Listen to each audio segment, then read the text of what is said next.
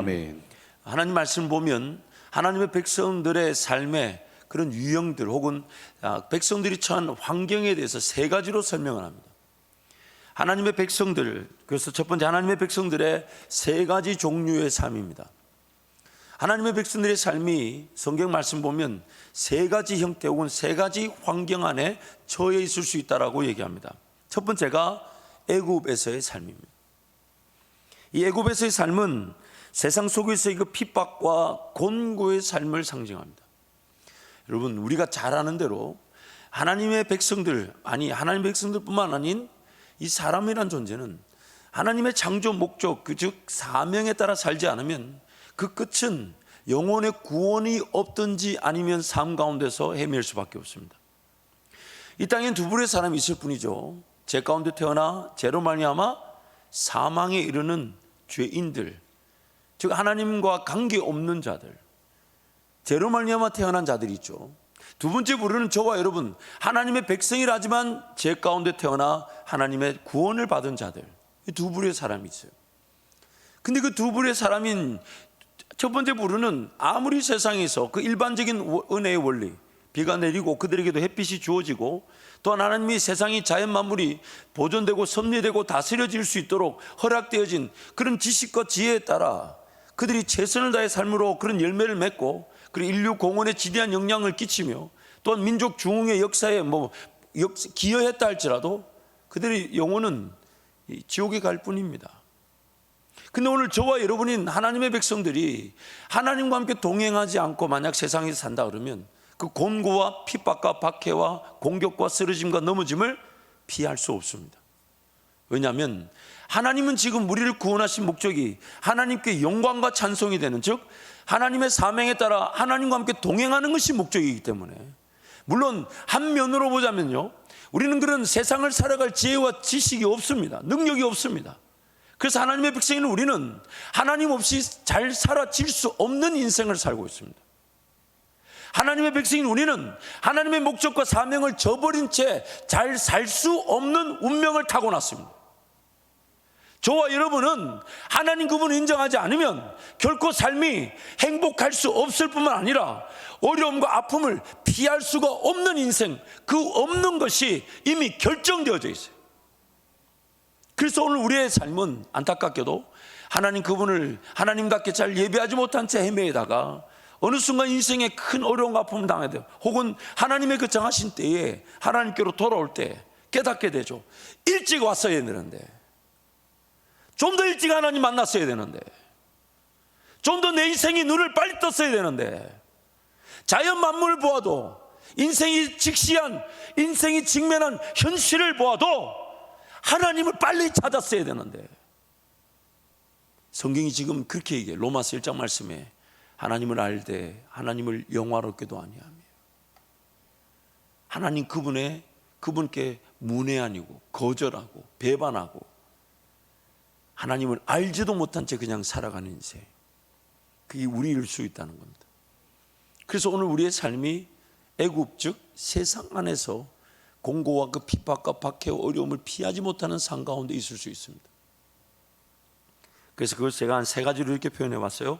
하나님 백성이 하나님을 전혀 만나지 못한 상태,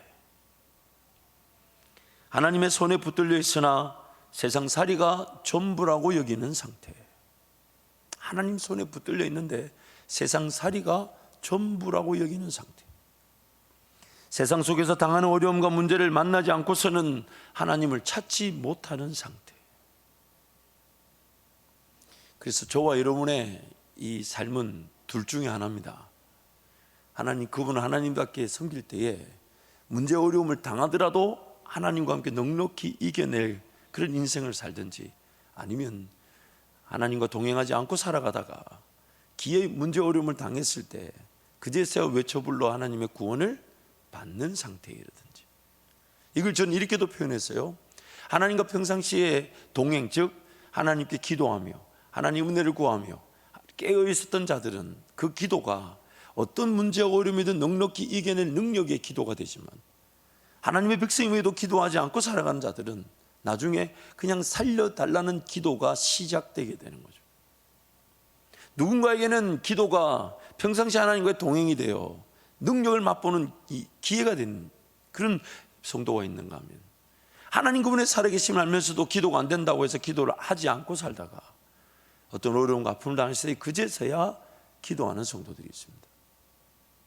어느 정도 정상적인 수준에서 하나님과 동행하며 살다가, 그래서 필요할 때는 하나님의 꿈이 나타나고 인도하심이 나타나며 하나님이 앞서가시면서 순종한 그런 하나님의 만지심과 동행을 맛보면서, 그래서 이것은 내가 꾼 것이 아닙니다, 이것은 내가 한 일이 아닙니다, 이건 나보다 순종한 일인데 하나님이 일을 나타내셨다고 그 동행의 열매를 맛보는 성도가 있냐면, 그 하나님 앞서가신 하나님 그분을 의지하지 못하고 기회의 인간적 실력과 능력으로 살다가, 그래서 어렵고 아프고 힘든 일, 그 자신의 연약함으로 자초한 일을 피하지 못할 때야 하나님께 달려놓은 성도가 있습니다. 세상살이가 전부가 아닙니다, 여러분. 그렇죠? 세상살이가 전부가 아니에요. 세상은 우리가 섬기고 하나님 나라로 회복되어져야 될, 어둠에 갇혀 있지만 빛의 자녀들을 통하여 회복되기를 바라고 있는 상태이고, 우리가 그 세상 속에서 세상을 살려내게 될 하나님의 손길들, 구원의 역사의 도구들이 되는 것입니다. 그래서 애굽에서 삶 그 자체에 빠져 있어서는 안 되는 것이죠. 다시 한 번 더 강조하겠습니다. 여러분, 신앙이라는 게 어떻던가요? 주님을 알면 알수록 더 많이 알아갈 기회지만은, 건강하게 반성을 하자면 좀 더 일찍 만났어야 되는데, 좀 더 일찍 하나님을 경험했어야 되는데, 좀 더 일찍 그 하나님을 의지했었어야 되는데, 그때는 왜 그랬나 몰라요. 그렇지 않아요? 그래서 저는 한때 은혜를 받았을 때, 야, 우리 성도들은 정말 기도하면서 자기 가슴을 치고 머리를 때리지 않을 수가 없구나.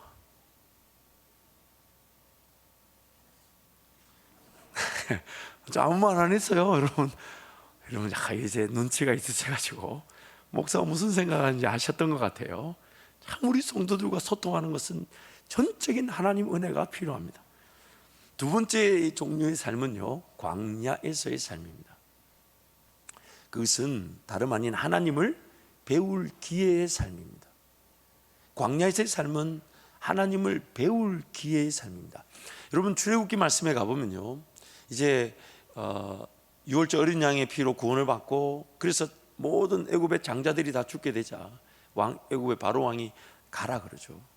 그래서 이스라엘 백성들이 걸어 나오는데, 하나님이 두 가지 길 중에 한 길을 선택하신 목적에 대해서 이렇게 얘기하시죠. 분명히 해변가 길로 가로질러 가면 가나안 땅으로 훨씬 빨리 가지만, 거기에는 아말렉 족속, 즉 블레셋 족속이 머무르고 있기 때문에 그들과 전쟁을 치러야 되는데, 이스라엘 백성들의 영적 상태가 아직 하나님을 믿고 전쟁이 하나님께 달려있음을 의지하지 못하는 그들의 영적 상태를 아시고, 즉 전쟁을 치를 만한 영적 상태가 아니라는 걸 아시고 홍해길로 인도하셨다고 말씀해요. 그리고 홍해길에서 시작된 곳은 다름 아닌 광야, 신의 광야에서의 삶. 민수기 말씀 보면 약 1년 정도의 기간 동안 그 시내산 광야를 걸어갔다고 얘기합니다. 그래서 그 광야는 다름 아닌 하나님을 배울 기회의 삶인데, 큰 성과나 열매는 없어도 하나님의 인도하심과 능력을 경험하는 삶입니다. 왜냐하면 광야는 여러분 심을 수 없는 땅이잖아요. 그러나 지금 그 백성들은 뭔가 심을 만한 이 능력도 없어요. 하나님을 모르니까. 심는다는 것은 내 욕심과 정욕을 내려놓고, 내 있던 인간적인 방법과 생각들 다 내려놓고, 또한 나에게 주신 시간이든 물질이든 하나님께 우선적으로 희생하고 헌신하고 수고하여 내어드리듯 해야 되는 일인데, 지금 하나님을 이 신앙의 어떤 초신자다 보니까, 하나님을 잘 모르다 보니까 하나님이 그들을 하나님을 좀 알아갈 수 있도록, 그래서 하늘의 문을 열어서 만나를 내려주시고 반석에 그런 반석을 쳐서 물이 나오게 하심으로, 하나님이 아무것도 심지 않은 곳에서도 우리의 삶을 지켜주시는 분이시구나. 낮에는 구름 기둥으로, 밤에는 불 기둥. 멋있지 않아요, 여러분? 멋있지 않아요? 이렇게 멋있다 하면 고개를 끄덕이는 겁니다. 하나님이 낮에는 구름 기둥으로, 밤에는 불 기둥으로.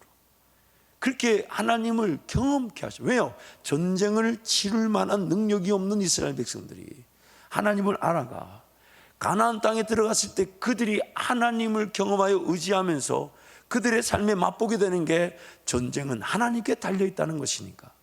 즉 전쟁을 치룰 만한 영적인 어린아이와 같은 이스라엘 백성들로 하여금 하나님을 배울 기회를 주신 게 홍해길, 즉 신의 광야길이었던 겁니다. 그래서 하나님을 잠잠히 바라보며 인내하는 것을 배우는 삶입니다. 하나님을 잠잠히 바라보며 인내하는 거예요. 왜냐하면 광야를 보면 어디 심을 데 없어요. 어디 안주하며 집을 짓고 거할 만한 땅은 한 평도 보이지 않아요. 오로지 누구만 바라봐야 됩니까? 누구만요? 하나님만. 하나님. 그게 광야의 삶의 목적인 것입니다. 앞서가시는 하나님을 따라가는 법을 배우는 삶입니다. 그래서 여러분 그 지성소에 머물러 있던 여호와의 임재가 혹은 구름 기둥이 둥 떠서 움직이기 시작하면 이스라엘 백성들이 진을 해막을 중심으로 세지파 12지파가 진영을 갖추고 있다가 하나님의 그 임재의 구름이 출발을 하면 보따리를 사서 출발했고 그 임재의 구름이 머물러 서면 거기서 진을 쳤습니다. 하나님이 앞서 가시면 따라가면 되고 선하시면 서면 되는 거예요. 그게 인생이라는 거예요. 그게 하나님과 동행하는 법이라는 거예요. 그걸 가르쳐 주시는 거예요. 그래서 어디서 무엇을 먹으며 무엇을 마시며 어떻게 지낼지를 염려하지 않아요. 왜? 어딜 가든지 하늘 문은 열려 있어 만나는 내릴 것이고 어딜 가든지 반석은 있어 치면 물은 나오게 될 것이고 어딜 가든지 그 초막이나 혹은 나뭇가지를 꺾고 햇빛 정도만 아니 구름 기둥으로 이미 가려져 있고 불 기둥으로 따뜻하게 되어 있으니 어딜 가든지 그냥 돌베개 베고 누워 자면 되는 하나님과 동행하는 것이 우선이지 어떤 공간에서 어떤 삶을 어떻게 유지하는지는 중요하지 않다는 거예요. 중요하지 않다는 거예요. 지나치게 가꾸려고 할 필요도 없고 안정을 추구할 필요도 없어요. 왜요? 주님 가자 하시면 가는 그 길이 내 인생의 최고의 행복이기 때문에 어디서든지 일용할 양식을 주실 수 있으신 하나님을 맛보는 삶입니다. 어딜 가든지 만나는 내릴 수 있으니까요. 어딜 가든지 심지어 고기 먹게 해달라니까 동풍이 불어 메추라기를 1m 가까이 쌓아놓으신 분이 우리 하나님이세요.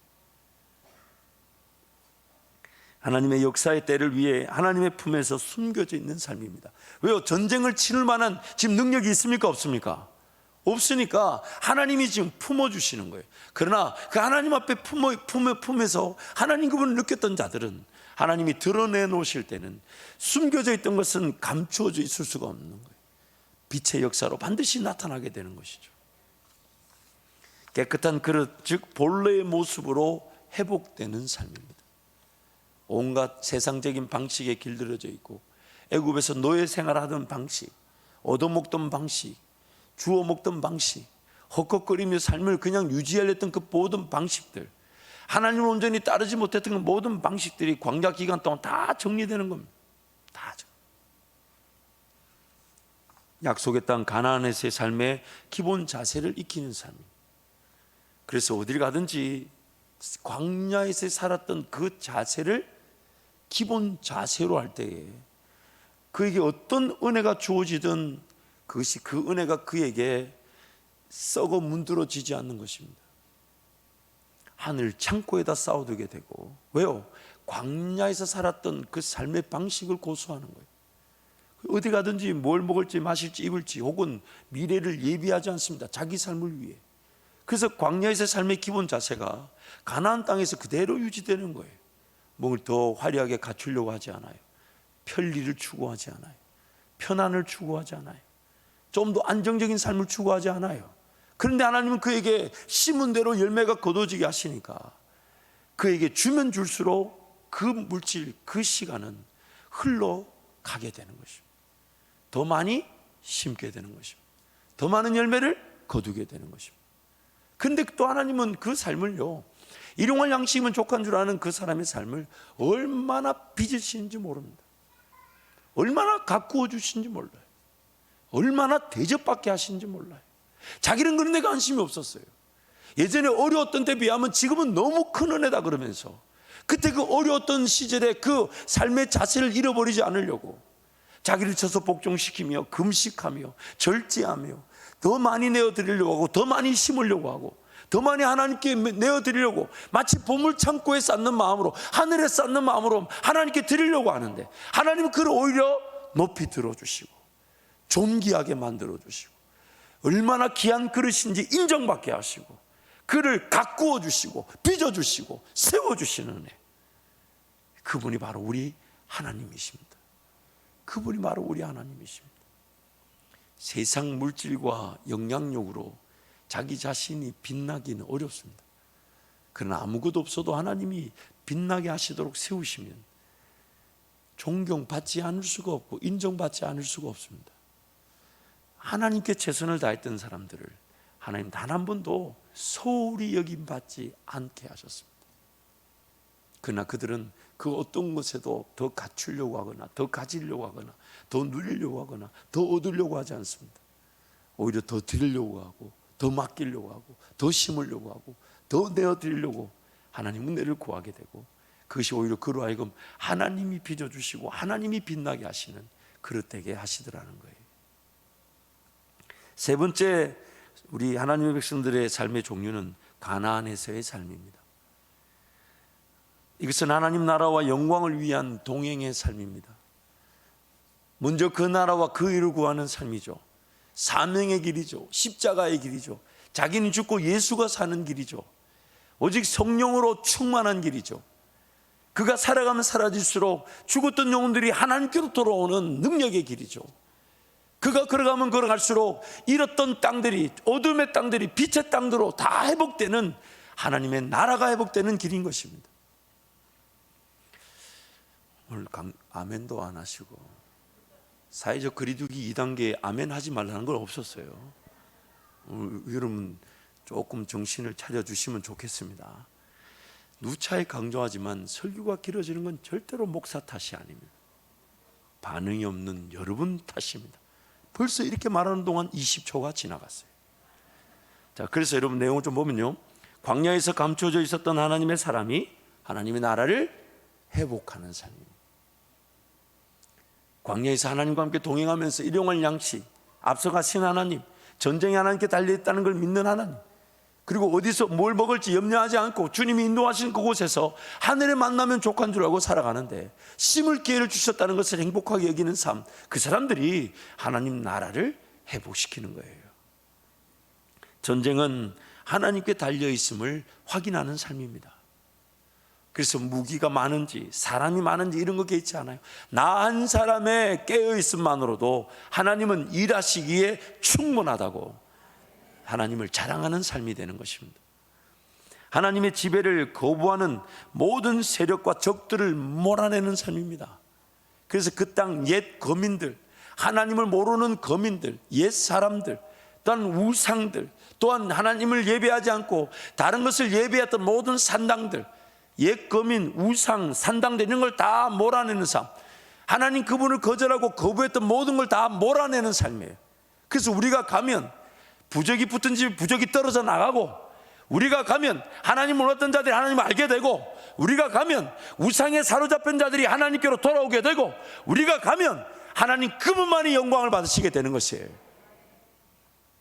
제가 아는 분들도 유독 그런데 민감하신 분들이 있어요. 제가 그분들을 잘했다 못했다 평가하지 않아요. 그런 분들이 있어요. 그래서 자기 친인척 집에 갔는데 노란 딱지가 빨간 글씨 같은 걸로 쓰여 있으면 그걸 그 집 주인도 모르게 떼서 가져와서 이렇게 찢어버리고, 그런 것으로 굉장한 하나님 나라를 회복하시는 분들이 있는 것 같아요. 물론 제가 독려하진 않아요.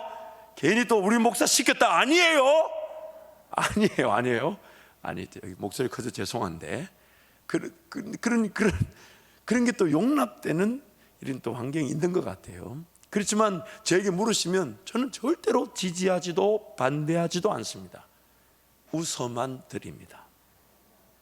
물론 여러분 비단한 이렇게 좀 소극적인 측면에서 제가 얘기를 한 것이지만, 그래서 어떤 누군가 그 집에 시집을 갔는데 정말 그 종손 집안이라 1년에 제사만 해도 40개 50개였는데 나중에 그 여종의 기도만으로 그 모든 제사가 다 없어지고 폐하여지고 그 한 사람의 그런 헌신만으로 예수를 몰랐던 자들이 예수를 믿게 되고 하나님께로 돌아오는 것, 몰아내는 것입니다.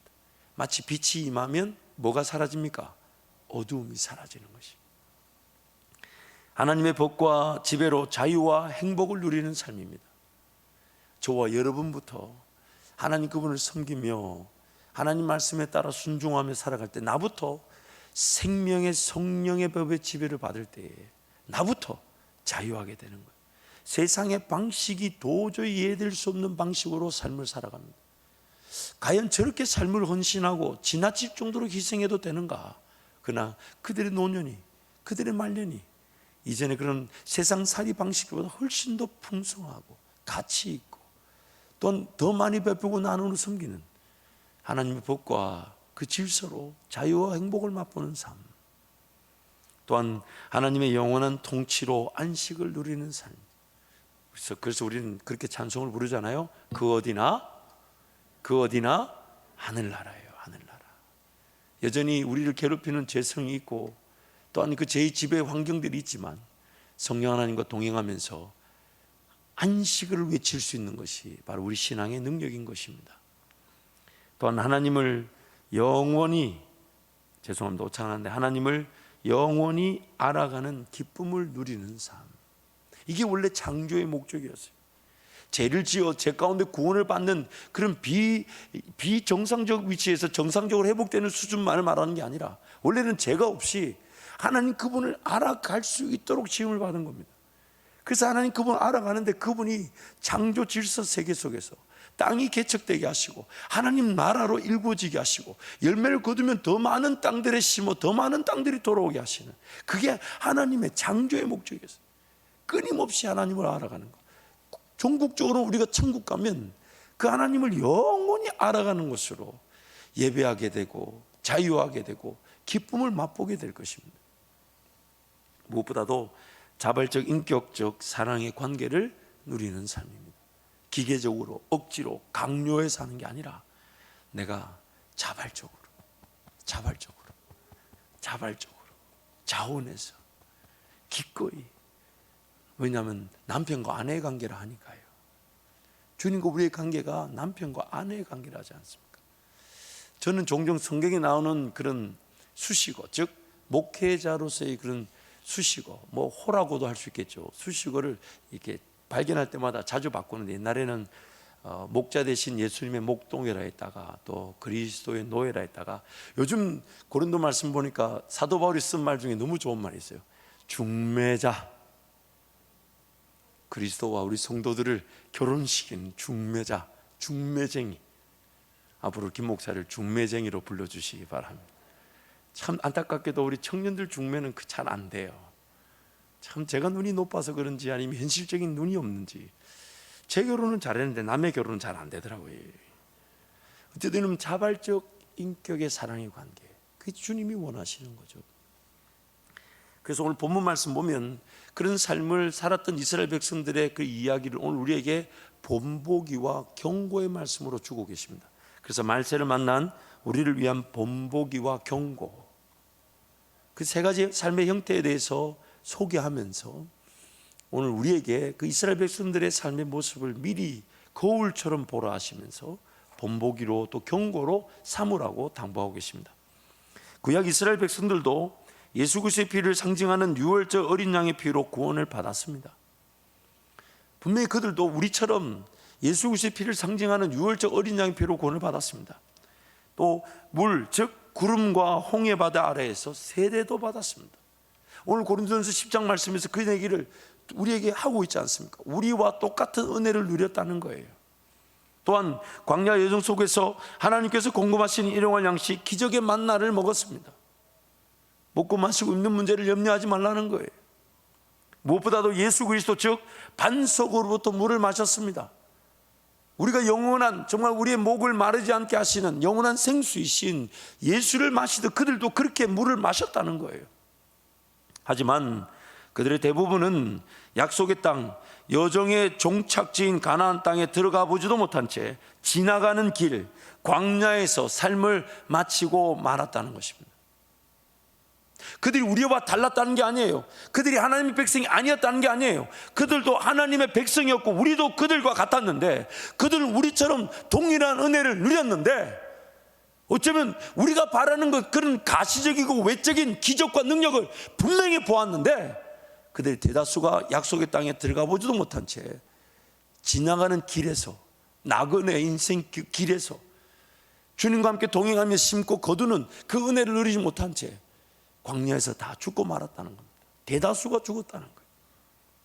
왜냐하면 그들은 악을 즐겨하였고 우상 숭배 중 먹고 마시고 뛰노는 삶을 좋아하였고 음행을 하였고 하나님을 믿지 못하고 시험하였고 하나님을 원망하였기 때문입니다. 특별히 이 우상 숭배에 대해서 이렇게 얘기합니다. 그들은 먹고 마시고 뛰논다함과 같으니라. 여러분, 이게 무슨 뜻이냐면요, 우상 숭배라는 건 다름 아닌 하나님이 걸어가자 하시는 그 길을 저버리고 그저 놀고 먹는 것 자체, 뭔가 일하고 나면 내가 그냥 은퇴했다, 아니에요. 여러분, 호흡이 있는 그날까지 하나님을 찬양해야 되고, 호흡이 있는 그날까지 내 사명이 있기 때문에 호흡이 있는 것인데, 그래서 여러분, 사명을 저버리는 자체가 우상 숭배입니다. 내 안에 그런 하나님의 꿈과 비전에 대한 갈급함이나 그런 메마름이 없는 것 자체가 내가 다른 걸 예비하고 있는 거예요.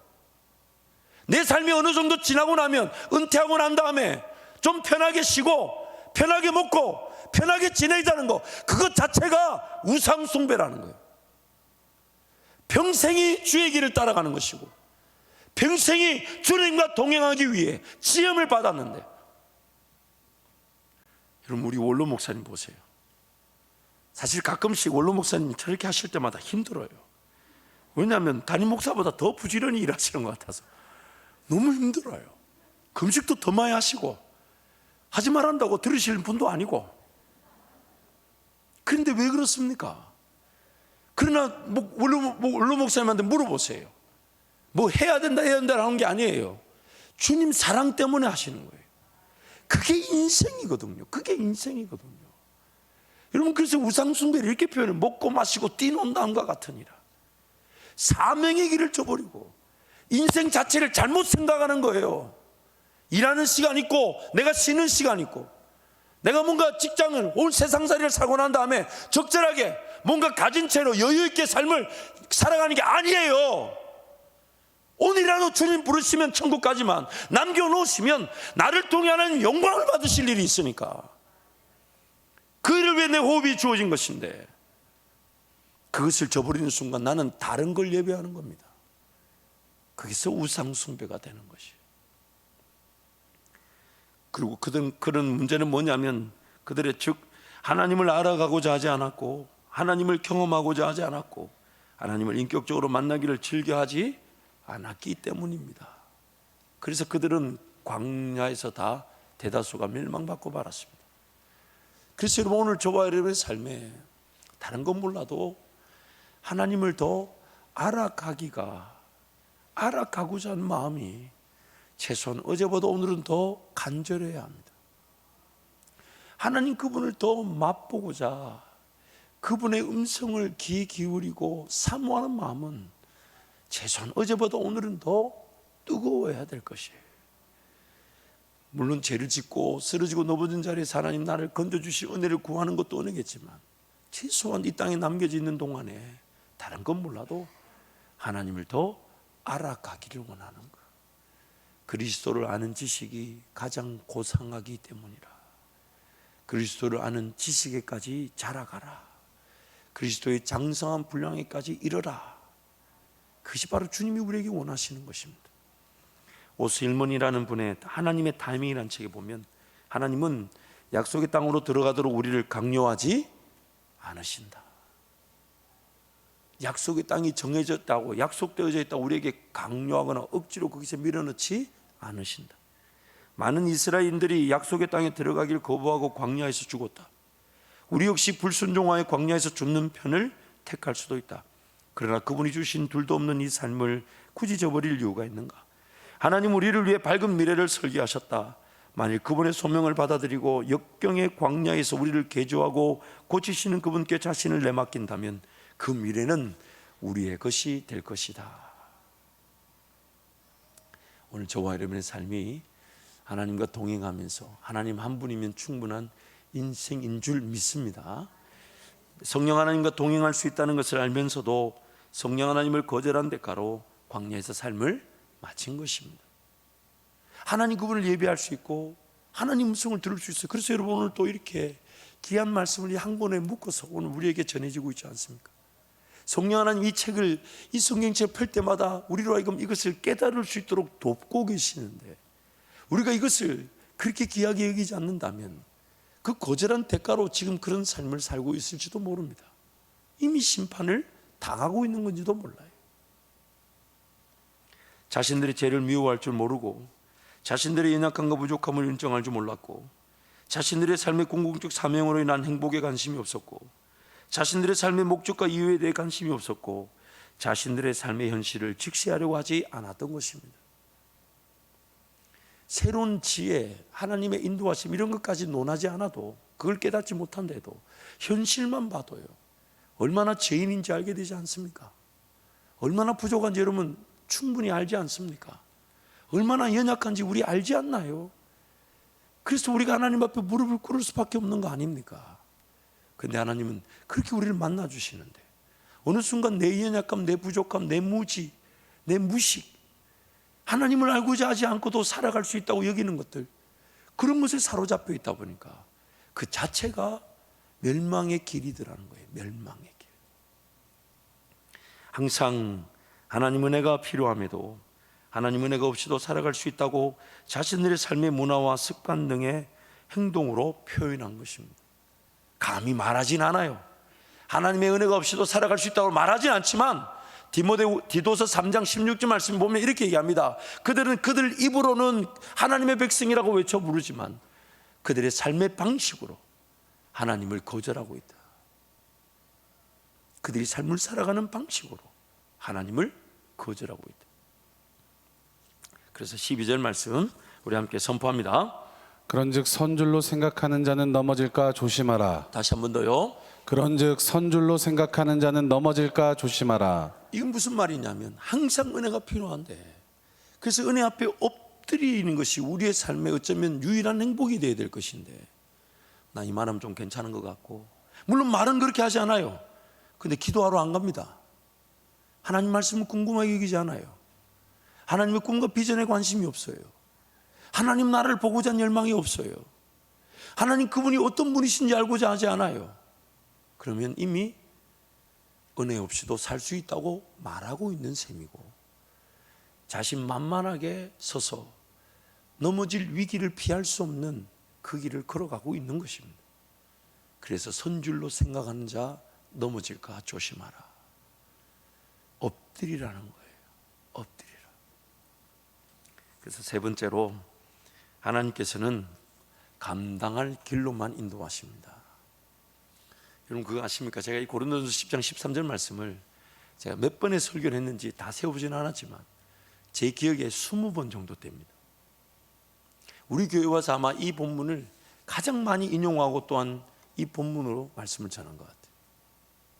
그만큼 우리가 강팍하다는 거 아닐까요? 감사합니다. 강팍하지 않아서. 첫 번째, 오늘 또 하나님은 은혜를 주시길 원하십니다. 오늘 또 하나님은 은혜를 주시길 원하십니다. 지금도 하나님은 우리를 애타게 찾고 계십니다. 지금도 하나님은 우리를 애타게 찾고 계십니다. 어떤 문제와 어려움의 순간이든지 간에 하나님은 감당할 길로 인도하실 수 있으십니다. 심지어 죄악 가운데 머물고 있다 할지라도 하나님은 구원하십니다. 어떤 죄악 가운데 있든지 간에 하나님은 구원하십니다.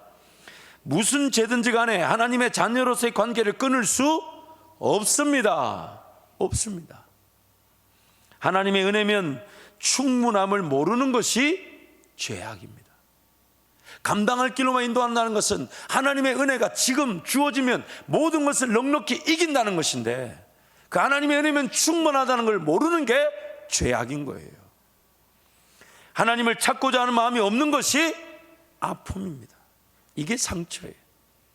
하나님을 간절히 찾고자 하는 마음이 없는 게 아픔이고 상처인 겁니다.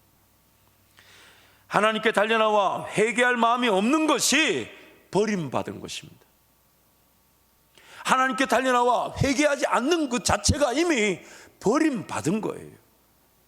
회개하면 용납이 될 텐데 회개하지 않으면 버림받은 겁니다. 하나님께서는 감당할 길로만 인도하시는 분임을 알아 항상 그분께 엎드리는 것이 예배이며 구원입니다. 예배이며 구원. 항상 그분 앞에 엎드리는 것. 우리 13절 말씀 우리 한 번 더 선포합니다. 사람이 감당할 시험 밖에는 너희가 당한 것이 없나니 오직 하나님은 미쁘사 너희가 감당하지 못할 시험 당할 허락하지 아니하시고 시험 당할 즈음에 또한 피할 길을 내사 너희로 능히 감당하게 하시느니라. 아멘. 오수일문 그 하나님의 타이밍이라는 책에 익명의 어떤 시를 하나 소개하는 게 있습니다. 제가 한번 읽어드릴게요. 하나님이 누군가를 훈련시키고자 하실 때, 그 사람을 감동시키기 원하실 때, 그 사람을 숙련시키고 싶으실 때, 누군가에게 고귀한 역할을 맡기시기 원하실 때, 세상이 놀랄 정도로 위대한 사람을 만드실 때 그분이 사용하신 방법과 방식들을 보라. 당신이 택하신 자를 얼마나 철저히 다듬으시는지, 그 사람을 내리치고 상하게 하시며 강력한 타격을 가하여 그를 초라한 진흙덩이로 전락시키시니 이를 이해하는 이는 오직 하나님뿐이시며 고통에 겨운 그의 심령은 부르짖을 뿐이며 그는 탄원의 손을 지켜댈 뿐이다. 그분이 그 사람의 유익을 도모할 때 구부리되 결코 부러뜨리지는 않으신다. 당신이 택한 자를 사용하시되 온갖 의도로 그를 녹이시며 온갖 행동으로 그를 권유하심으로써 당신의 영예가 드러나게 하신다. 하나님이 하시는 일은 그분만이 아신다. 오늘 사실 오늘 저는 말씀을 준비하면서 결론의 말씀으로 오늘 여러분과 나누고 싶은 것은, 오늘 저와 여러분은 지형적, 지리적 광야나 가나안 땅에 속해 있는 사람들은 아닙니다. 구약 이스라엘 백성들처럼 그런 여정의 광야 혹은 어떤 특별한 지형 안에, 지리 안에 약속의 땅에 머무는 사람이 아니라 어떤 일정한 기간 동안 광야일 수 있고 혹은 가나안일 수 있고 심지어 애굽일 수 있습니다. 내 삶 자체가 하나님 그분을 얼마나 의지하고 얼마나 신뢰하는가에 따라 지리적 지형적으로 광야인지 애굽인지 가나안인지가 우리 삶에서는 구분되기 어려워요. 그러나 일정 기간 동안 세상 안에 파묻혀 있는 기간이 있을 수 있고 혹은 광야 기간일 수 있고 혹은 가나안에서 살아가는 기간일 수 있습니다.